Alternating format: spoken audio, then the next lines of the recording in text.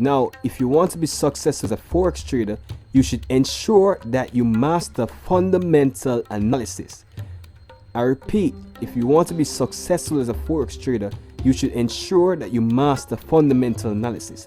The banks trade using fundamental analysis, institutional traders trade using fundamental analysis. So if you want to be successful, fundamental analysis is something that you should ensure that you master.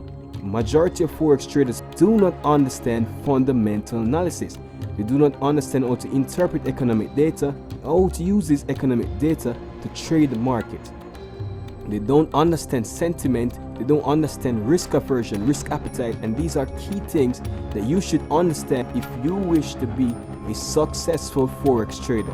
When you take this course, you will learn how to make money trading news like an institutional trader. You learn how to predict the GDP results using correlation. You learn how to predict the CPI results, the durable goods results, and you get a broad understanding of interest rates, inflation, and the central banks and how they affect the market. You'll also learn how to use the retail sales, the PPI, PMI, and other fundamental announcements to improve your trading. We also discuss sentiment, risk aversion, risk appetite, and how these can impact your trading.